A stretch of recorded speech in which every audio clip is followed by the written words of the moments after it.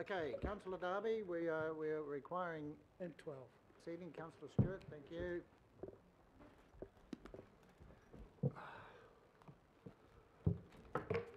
Right, welcome Manukau. And welcome Richard to what will be, I think, your last meeting.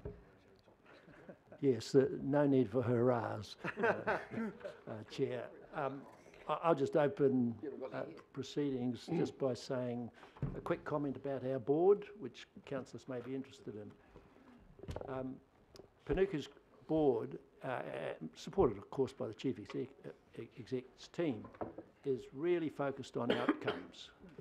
And we, like you, get frustrated with delays, and it's good to see projects like Takapuna now on the move, but there's a number of other projects that we are likely to experience delays or have experienced delays, and we're doing our very best at our end to clear the delays such that we can get recommendations to you. So even at our October board meeting, we're looking to give you recommendations on one of those projects which is in delays, and who knows, even tomorrow you may get an outcome on Site 18, I don't know. But delays do affect our progress in achieving outcomes for the council. Thank you, Richard. Roger. Tēnā koutou, nai mai, haere mai, and welcome to this update for the quarter of the last year. We focused this effectively on 4 areas. Working with central government, which has been a key component and a milestone in terms of where we go forward, highlighting some of the events around 2017-18, a financial update, which I'll get Carl just to give you a quick review over, and last but not least, looking at our forward programme 2018-19. In terms of working with the government, we've been working very closely with MB and KiwiBuild and the Housing Auckland programme. KiwiBuild homes are part of a housing mix across our locations, so it's a fundamental keystone in terms of what we're trying to do.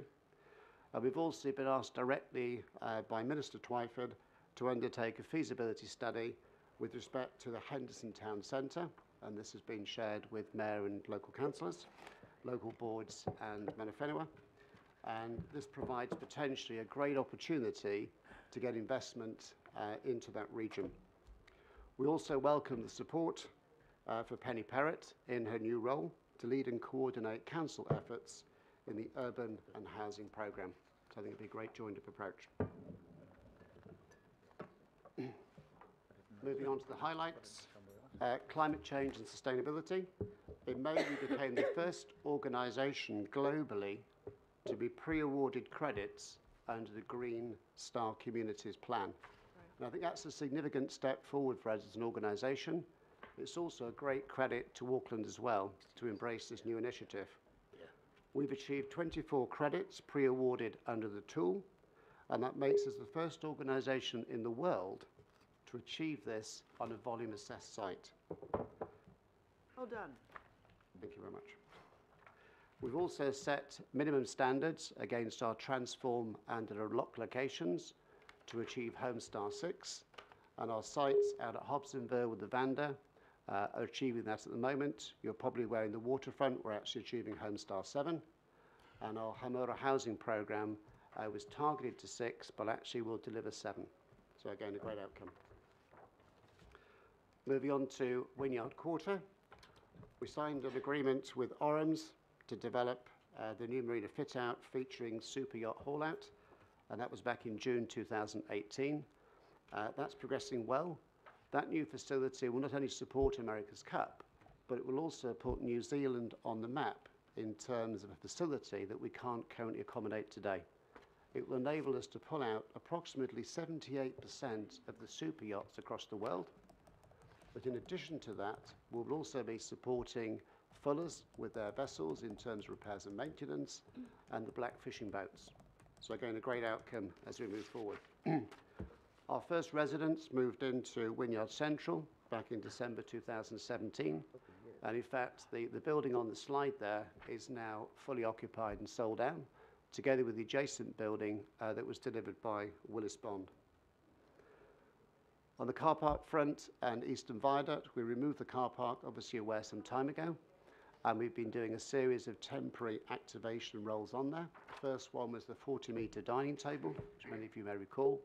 We've recently put the pump track into there, and we've got a series of other temporary activated spaces. The feedback has been outstanding in terms of removing that car park, and obviously we've also addressed one of the health and safety issues in that space. We've had over 2 million visitors to the waterfront throughout the year, which again is an outstanding credit to the organisation and to the city as a whole. Moving on to Onehunga, as you're aware, we acquired the land and port from Ports of Auckland, and that was an agreement structured back in June, and we're pleased to confirm that we have completed on that deal on the 1st of October.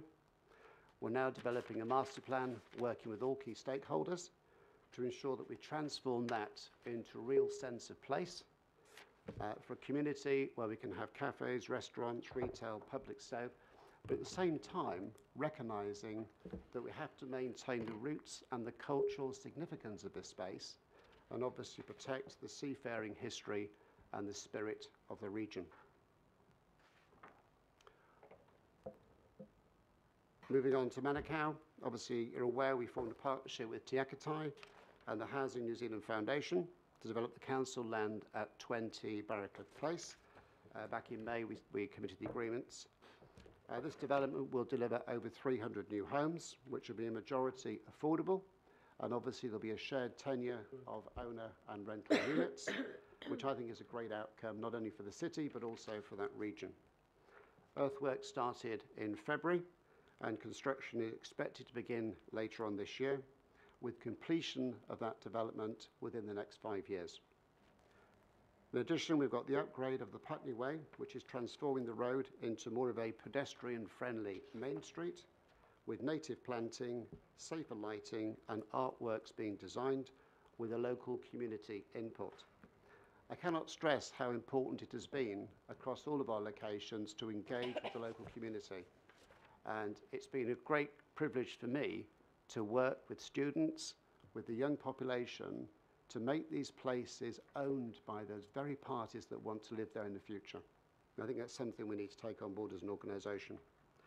And obviously, in addition to that, the new Manukau bus station was opened earlier in the year, which obviously was an AT initiative, but we're working very closely with them to ensure that we get better outcomes for that area.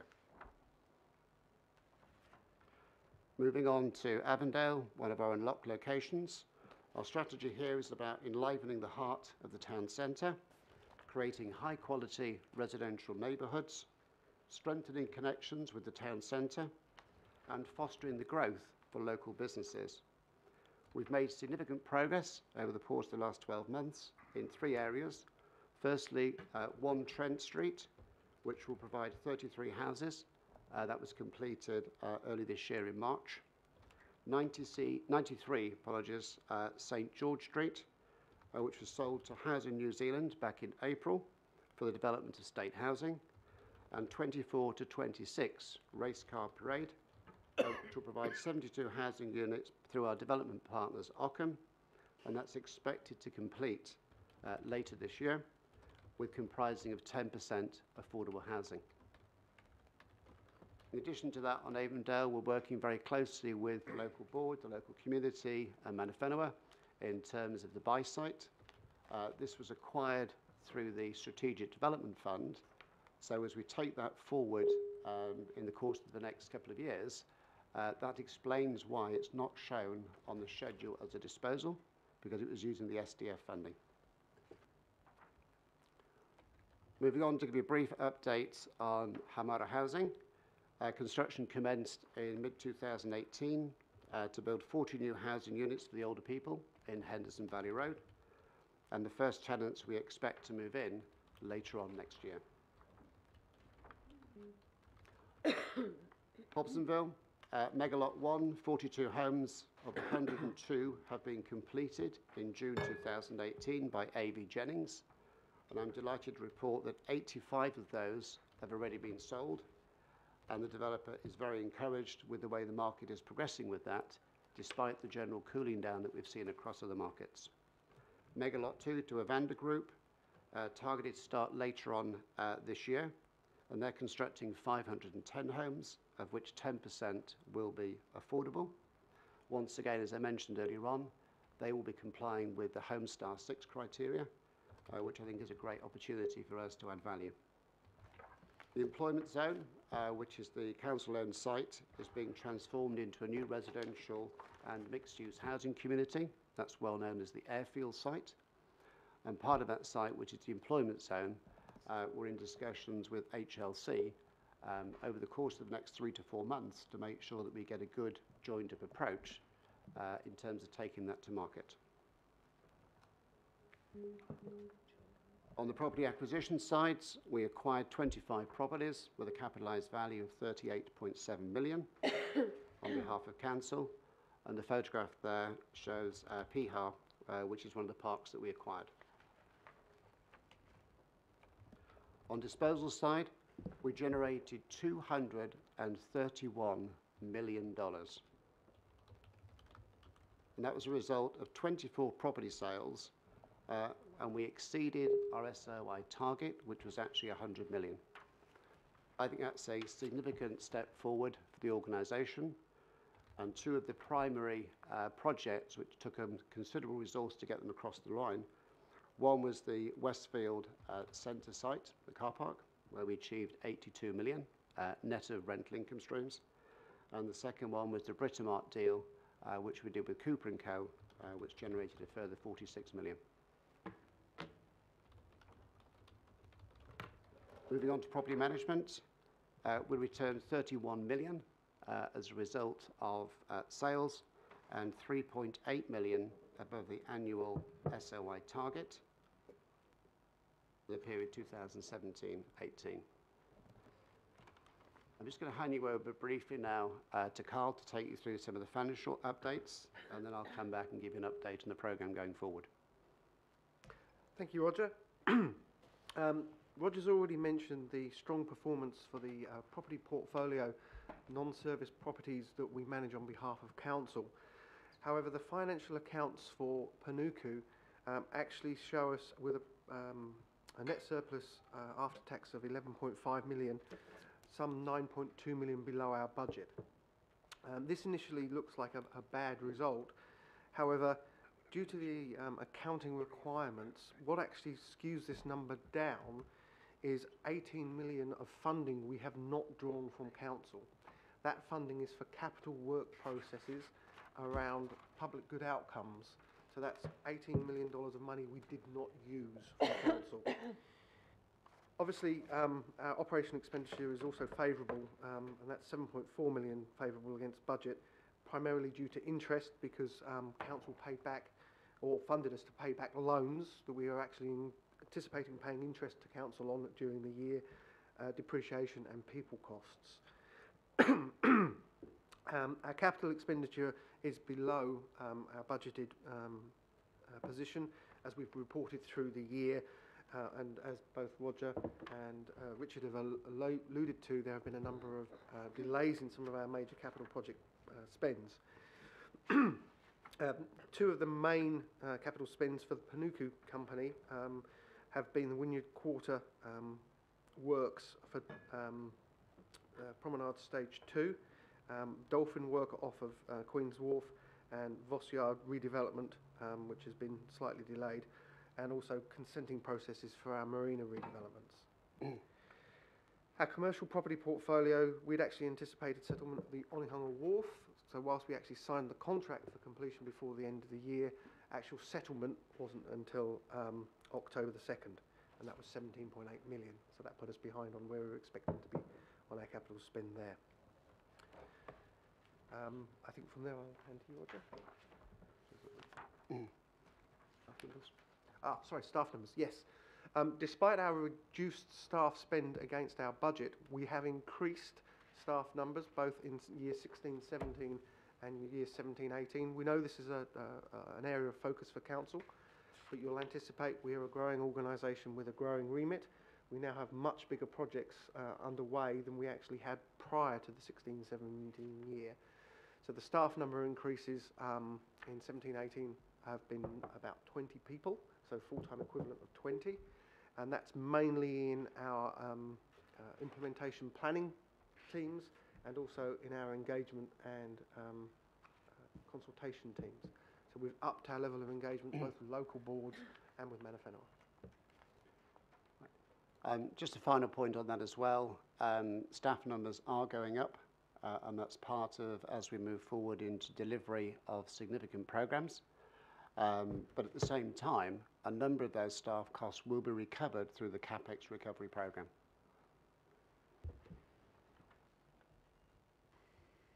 Moving on to progress 2018-19, we're delighted to report the general asset sales target of 24.5 million has actually been exceeded, which puts us in a great position in terms of looking at the reinvestment proposals as we move forward across our transform and unlock locations.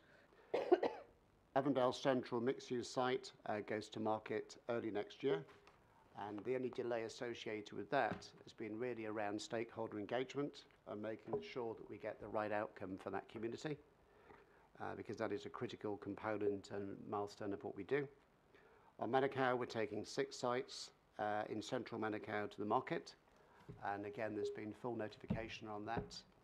I know there's been some issues raised by certain bid members, but they are engaged with us, and we're moving forward in a collective manner. On Hanga, completion of a framework plan and the acquisition of the port as a key milestone, and obviously the Laneways project is now well underway. The other piece to me in terms of this effectively is around the securing of funding for the redevelopment programme with Council for the LTP, and clearly a key component of this is the reinvestment approach, where funds from property sales are ring-fenced to use public good across our transform and unlock locations. And that's a significant relevance to us because it enables us to actually move forward positively and deliver some credible benefits. Moving forward in terms of Maori outcomes, we as an organisation are committed to working through an engagement process with Maori, developing a Mana Whenua outcomes framework, and working with Mana Whenua Governance Forum on that framework in partnership. We're working collaboratively with the CCOs in terms of delivering priority outcomes. What I would say, however, is that overall we are disappointed with the outcomes results from last year. There are a number of specific examples which have caused this negative impact, and these relate primarily around waterfront, and that goes back to legacy and heritage. And it's also recognising that there are a variety of different Mana Whenua and iwi groups who have priority down at that waterfront, and how do we address those collectively across our wider programme. We've been challenged, obviously, with regard to putting in resource consents, not only in support of AC36, but also for our own Palmorin programme and for the Dolphin. Yeah. And we need to get more joined up as a family in order to get collective outcomes on behalf of Maori. We're working also with Independent Maori Statutory Board, and we held a workshop quite recently to make sure that we were more aligned as CCOs. And one of the things that's come out of that is that the 4 priorities, which we're now focusing in on, we've got a lead person for each of those priorities.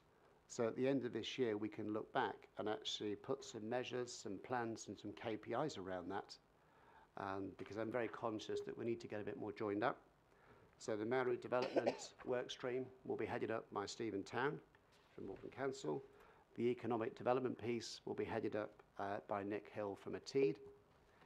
The Te Reo piece will be headed up by me on behalf of Panuku, and the water piece will be headed up by Raveen Jandram of Waterca. Moving on briefly to America's Cup, the environmental court approved process for the infrastructure was, I believe, a tremendous success. And I believe about 7 hours were taken up in terms of the engagement process externally with parties. And I think that's been a fantastic outcome. And I think a full credit to everybody that's been involved in that project. We're now kicking off the repairs and structures under Wynyard Wharf as part of an overlay to create a base for those syndicates. Emirates Team New Zealand are also scheduled to move into the Viaduct Events Centre, and that's important that we build legacy around our future events in this particular water space. And obviously, supporting of the above programme has taken significant resources and third-party costs that we have incurred, which are clearly outside the LTP.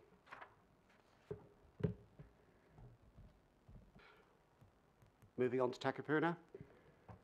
This is a great opportunity to really demonstrate how working over a long time actually gets everybody to the right outcome. It's been difficult, it's been challenging, there's no question about that. But in terms of the survey and the community consultation, I believe we've landed in a great space. In March 2018, the change of use was approved for 40 Anzac Street, granted by Auckland Planning Council. This is a critical decision for unlocking the potential of a rapidly growing seaside suburb, and it paves the way for the redevelopment of that town square into something that will be of significant benefit to the community. To update you, the contractor has been appointed to commence groundworks for the gasometer site, and upon completion of this will enable us to actually redevelop 40 Anzac Street in consultation with the wider community. That's the end of my formal process. Any questions? Thank you, Carl. Right, we have Councillor Simpson, Newman and Watson. Very quickly, thank you, Mr. Chairman. You've got some fantastic highlights. Congratulations. Forgive me for time. I'm not going to go over them. I'm going to ask a question that, for me, is a bit worrying because it's been a trend over the last 3 years. So in 2016, you delivered 46% of your capital program, and 2017, 33%, and this year, only 27%. Will it ever come right?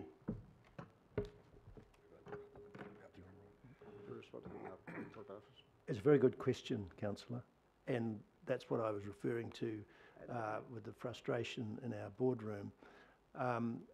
We spent a long time this year with Roger and the other executive talking about what we are actually going to do, and therefore what are we actually going to spend, as opposed to saying, oh, the number's going to be X million and then undershooting by a long way. Some of that expenditure that we were hoping to do is somewhat under threat, but I think Roger should comment on some of the details and some of the progress that is being made. We have changed the reporting on that for the board, and for that matter the executive, just to early warning of any delays that are causing a hiccup, shall we say, in the capital expenditure. Because if you don't get early warning, then all you're doing is historically trying to chase your tail and solve something that should have been looked at earlier. But Roger, you should comment for the councillor. Of course. Through the chair, you're absolutely right. It is a challenge. It's a massive challenge in terms of delivering our CapEx spend. Part of the issue is when you put together your LTP, you put it together very early in the year, and you put it with some hindsight in terms of what you anticipate will happen. And what we've seen certainly over the last 18 months is significant delays with stakeholder engagement. And I give you a real example. On the Palmorin programme, we spent 8 months in negotiation with Manukau to get to the right outcome. And that was something we hadn't originally anticipated. On a marine centre project down by the waterfront, we have delays in that for a different reason, and that was that we were targeting a commercial return on that development, and we were targeting a percentage of pre-let commitments in order to trigger that. So on the one hand, we needed to agree the money, so if the commercial return was successful, we could activate it. On the flip side, we wouldn't undertake the development unless we had the commercial return underpinned. So it puts us in some instances in a difficult position. On the Takapuna development, the gasometer site, which I've just announced, we're starting groundworks. We anticipated that starting last year. And obviously, nobody could have really forecasted, I don't believe, the time and delays associated with that project. And again, that's back to stakeholder engagement. One thing we have done as an organisation, however, is, and I've been responsible for putting in a project management office within the organisation, which has given us a lot more visibility of our projects, a lot more capability, and with that we've brought in a lot more people around delivery. So the focus now has moved away from planning into actual delivery of our programme. That's not without its challenges, and what we've done, we've categorised our projects into 4 sections. Section 1, that we are confident that we will achieve all as part of 100% of that programme. Section 2, which has got a bit more complexity, where we anticipate probably around 80%. Section 3, that has a number of significant challenges associated with it, and we're probably targeting probably around 50%, to be perfectly candid with that. And Section 4 is a new category, which is projects that have either been stopped and therefore will no longer require funding, or projects where we've been successful in getting that project delivered through another CCO. An example of that would be Puanui Stream with Healthy Waters, where we're working very closely with them, and obviously we'll use the money to reinvest somewhere else and get a better outcome. Thank you. I appreciate that, and I hope to see an increase next year. Thank you. Yes. Roger and councillors, are councillors aware of our splits such that you get better visibility? Yeah, I think that's really good. That's what I was kind of looking for. So we've obviously had some learnings. You've got the excuses, and I understand those. It's just that this looks to get worse and worse and worse and worse and worse on a similar trend. So we must have learned something. Yeah, how are we going to frame it or plan it or, you know, present it in a way that just doesn't make it look really bad? Yeah. Well, you're absolutely right, through the chair, and we have put processes in place, and I am very confident we'll be reporting a much better position by June of next year. Thank you. Councillor Newman. Yeah, thank you, and I want to acknowledge Manukau. I sent you some questions earlier this week about the Manukau program, and in it I asked you about the transforms and unlocks. I noted that Manukau public good investment, this is the first 3 years, will be 21 million, but sales revenue 113 million. So the net position is $92 million worth of sales overall for Manukau. You've come back to me and you've said that the funding was kept, initial basis of the funding of the Manukau Urban Development Program. Is it fair to say that a couple of locations have had to do the heavy lifting to get the revenue necessary to start the development program, and that Manukau has been the location where the heavy lifting has really taken place or will have to take place, because it has the most locations for sale, and that you can unlock the revenue from that sale at that location for places elsewhere? I think looking over the last year, we've had revenue generated from significant other locations as well. Yep. We've had them from the disposal of Britomart, which was a significant contributor to this. Yep. If you look across the whole programme, we've got a pipeline of assets across the council area, which will be coming up for disposal and helping towards that reinvestment proposition.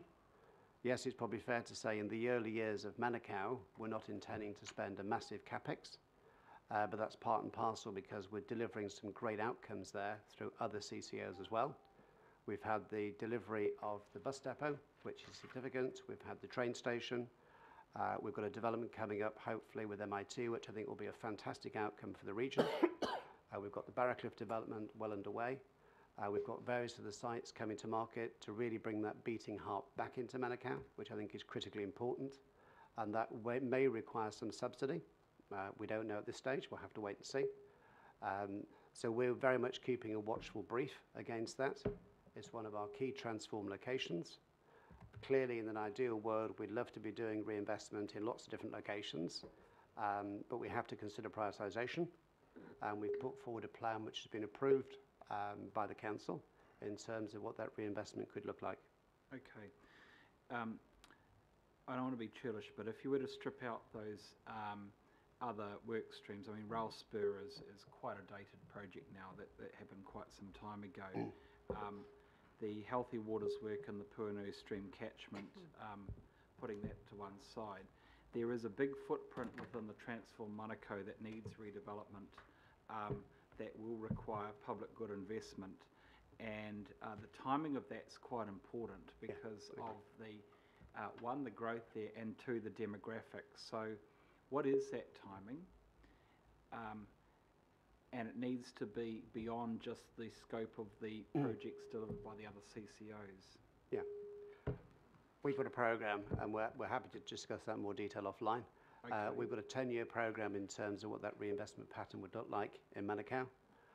And being one of our transform locations, like any major opportunity, this isn't a 5-year program or a 10-year program. This is a 20 to 30-year program. And if you think about what's happened down in the waterfront, going back from 2009, many people would say, well, 20 years later, that should be completed. It's nowhere near completed. We're on a journey, and that will continue in all the locations. Final question, if I may, Chair. That is important in terms of the timing in Manukau, and I don't want it to be a 20 to 30 year in Manukau, because if you look at Barrowcliff, for example, which you've highlighted as a great project,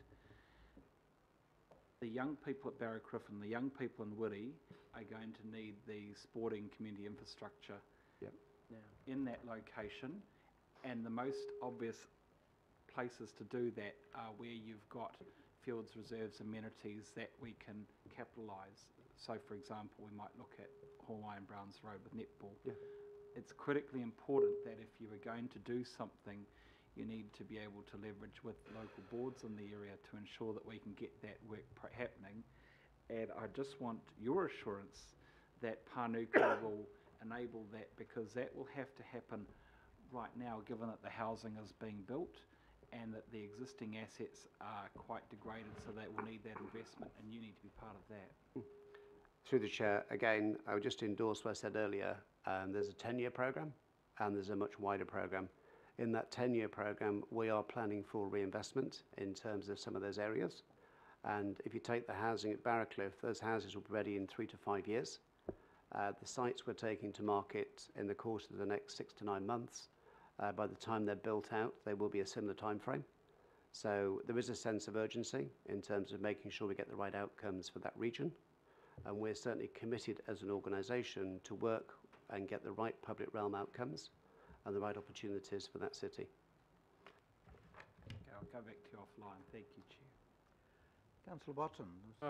Thank you, and good to see the marina income ahead of budget due to additional occupancy and increase in rates, and that's obviously a trend that will continue due to the restricted number of marinas that are in Auckland. So that's a very positive outcome there. My question goes to the Civic Administration building. There has been a little bit of coverage of that recently. It's been lying empty for the best part of 4 years. I think that deal, whatever form that took with the Tawara Group, was signed 2 years ago. What I'd like to know is, A, was there a sale price decided at that time? And if so, is there any sort of ratchet clause, given that that's at least 2 years ago now, that sees the price go up in terms of what's happening in the wider market? Has it sold? The cab deal was a conditional deal. There was a price agreed, and that price, I understand, is to maintain confidentiality until such times as it goes public. The transaction had a number of components to it. One of those components was to achieve a minimum of 50% sales, pre-sales, in terms of making the deal go unconditional. And the second deal was around the actual funding. What's happened over the period, and I know it's been a delayed period in this particular project's case, is there's been a number of other components taking place and precedent around that, which have driven cost escalations. One of those areas was around dealing with the facades. And you may recall I came here some time ago and discussed the heritage issues around that facade. There was a requirement and a preference to retain that facade structure and put it back on after development. That was something that wasn't sustainable from a structural integrity point of view. So a new facade design has been prepared. It's a lightweight structure, but it would look and feel, in all intents and purposes, very similar to the existing. The second piece is that the hotel, which was to be associated with that, which was adjacent to the development, has also been developed in terms of design, and there is now an operator and an investor in place with the developer, so that scheme can move forward in parallel. They have achieved the threshold limit in terms of the minimum 50% sales requirements. In fact, they're now over that limit, and they're now into the final rim of technical due diligence with their banking institution, which is a significant player here in New Zealand, to go through the final clauses of that development cost agreement. Full financial feasibility is being completed. We have been given assurance, and I've also assured our board that we anticipate that agreement going unconditionally by the end of November. Okay, so did that deal allow for council to negotiate the price upwards? No. No, there's no escalation in there. Okay, and these additional costs to do with the facade and whatever else, that presumably comes off the sale price? No, that's been funded by the developer directly. There is no negotiation on the price that's been agreed. Okay, just a static price. All Absolutely. Right. Okay. Just my final question then just goes to your comments on key local board issues, and particularly point 10 in your report, particularly in respect of engagement with local boards and their communities they represent, I assume, and quote, engagement must continue in a true and meaningful manner in order to cement our partnership approach. And that building trust, true, genuine, they're words that are repeated throughout that section. The means by which that might be measured, however, is rather nebulous, if you don't mind me saying so. Some, comments from a few local board members. Is there, given that you go out on engagement, is there any plans to have some sort of assessment, measuring tool of how the public and their local board members perceive the genuineness or the legitimacy of your engagement at those engagement sessions themselves? Yeah. Through the chair, absolutely. It is our intention later on in the year to do a full audit across local boards, obviously councillors and the wider community, in order to get a real sense of what we're achieving and how we're achieving it, and looking at where improvements can be made. We've got a paper coming up to our board, in fact, this month, around stakeholder engagement and also around reputation, because we're concerned that one of the challenges we face as we move forward into delivery is obviously a risk of our reputation around some of our projects. We've seen that with Takapuna. It's been quite a difficult process to get an agreement with that local community. We've had challenges in other projects, and therefore we are genuinely concerned about the impact, not only for local boards, but also for the wider community and for the ratepayers in general. So I take it, just finally, that that reference to the wider community, and that review will take in instances like West Park and Gulf Harbour Marina, that those communities will be captured. Absolutely. Okay, great. I can pass on that you're doing an excellent job in Avondale anyway, I will say, and, with the community and interest groups. So, Councillor Lee. Thank you, gentlemen. There's a number of questions I could ask, but I think I'll just focus on the Wynyard waterfront, given the America's Cup and how important that place is for Aucklanders. Now, Roger talked earlier about the seafaring heritage of Auckland and the spirit of the region, and I think that there is a real opportunity on the Wynyard waterfront to conserve seafaring heritage, and yet I am dismayed to hear that despite the assurances given by Mr. Marler to this council, I think it was a week ago, the situation with the Kestrel, the Harbour Ferry Kestrel, seems to be fraught, and the attitude of not Mr. Marler, but middle management of Panuku seems to be quite cynical and ruthless in the way they are trying to push that the Kestrel out of the waterfront and really are constructing its sinking. So, because there's no other place. So can you help, and can you see there's a real positive opportunity for Panuku and Auckland in incorporating the Kestrel in a proposed development? Through the chair, we were approached by Derby and Partners, probably getting on for 18 months ago now, with regard to a development opportunity utilising Z-Pier, and that was effectively to build a hotel, a residential development, and effectively use the funding for that to support some improvements to Kestrel and have Kestrel as part of a potential heritage site. That was taken to our board. It is a non-conforming use to Z-Pier, and that's obviously caused some issues. It went to the board a couple of times, and the decision was taken that we could not support that development in that opportunity. We had subsequent discussions with Derby and Partners about other potential opportunities, and in the interim, obviously the America's Cup has come along, and we're under significant pressure to make sure that that space is fit for purpose in terms of accommodating the super yachts. And our marina team are working almost round the clock at the moment in order to deal with the shifting of the wharfs in Silo Marina. And we had given Derby and Partners some considerable notice to advise them that we had to shift the Kestrel off that particular wharf because that wharf has been relocated. It has come to a head over the past few weeks because there's a sense of urgency in terms of the works we're undertaking. And last Thursday, which was the final day in which the Kestrel could be moved, sadly, the owners decided not to move it, and we had to, by agreement, move it temporarily to another part of our marina, and it is a temporary position at the moment, so that we could allow the dredging works to continue for the moving of that wharf that you can physically see as happening as you went down there today. So the challenge for us is what happens to Kestrel.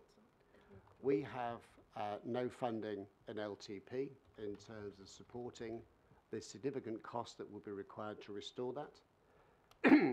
and that's probably a challenge in terms of going forward.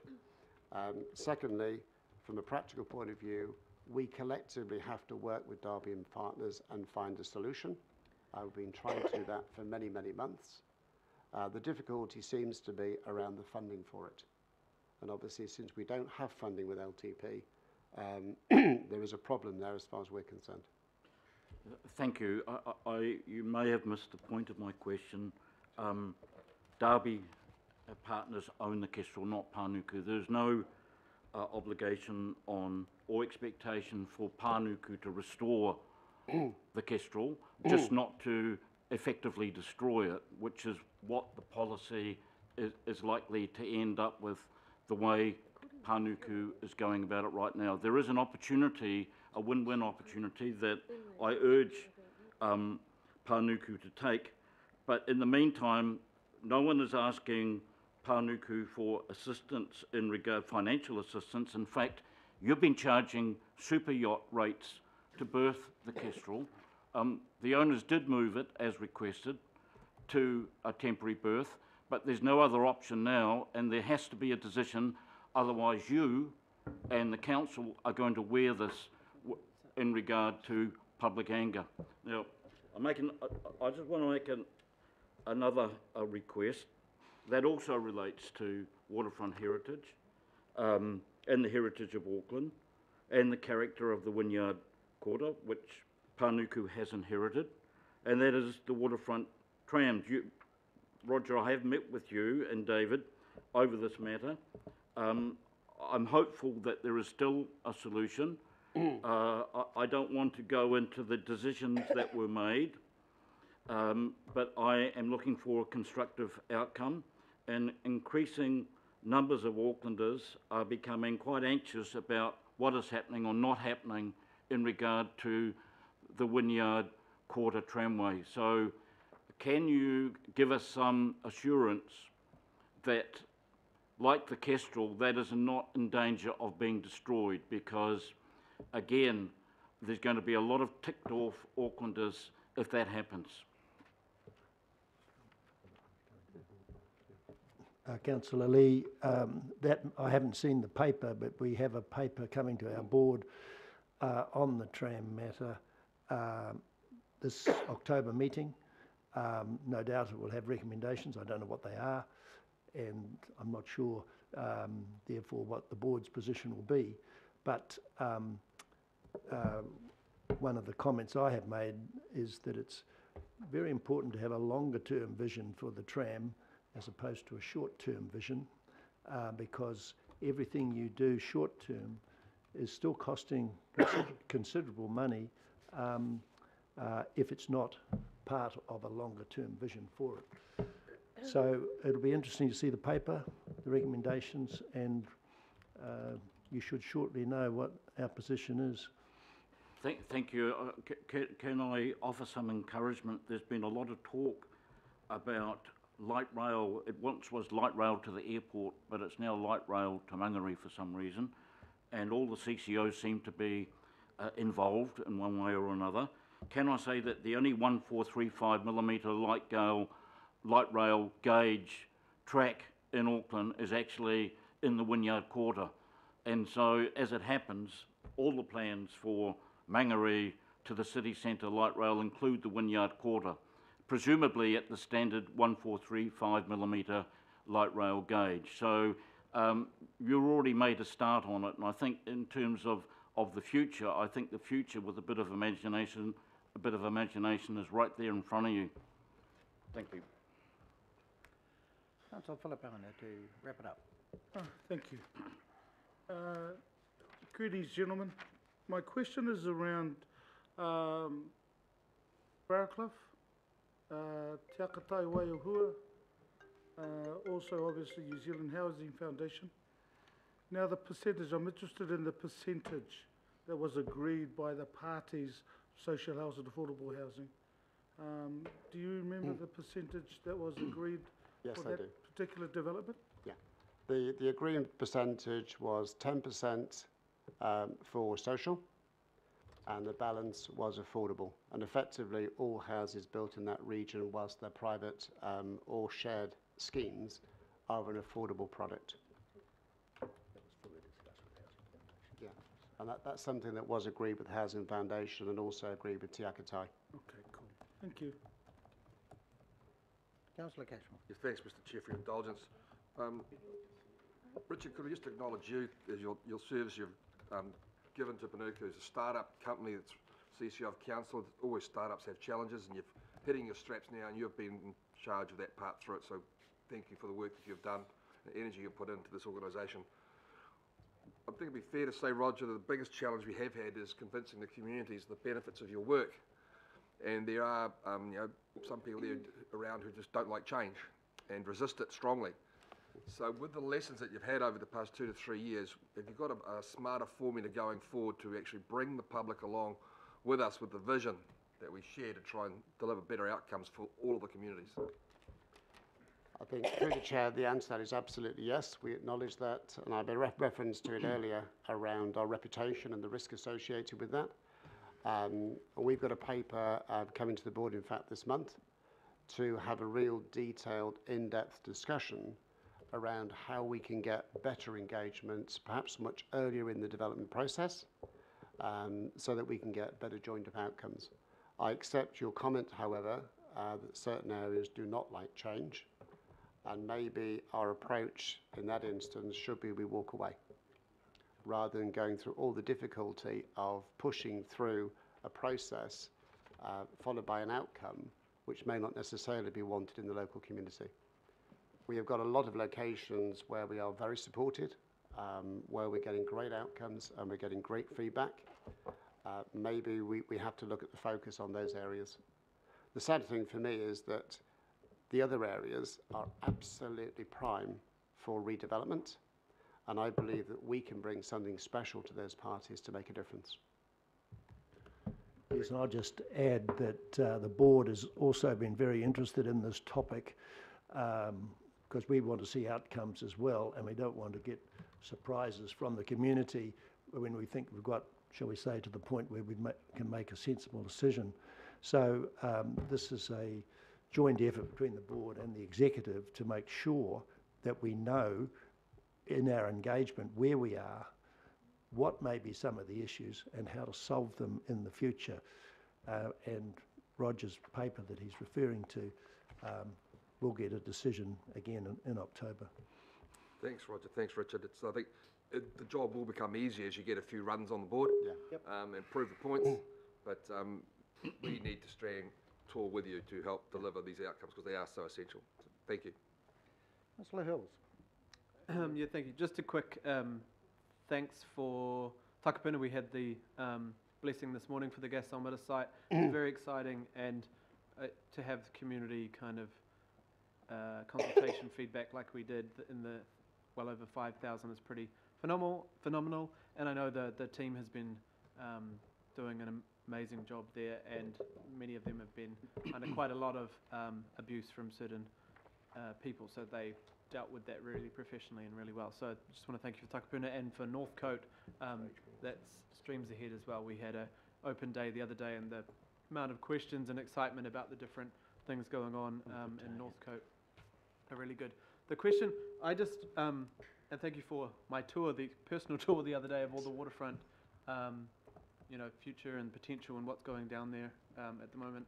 I think, I learned a lot more than I knew already, so that was really good.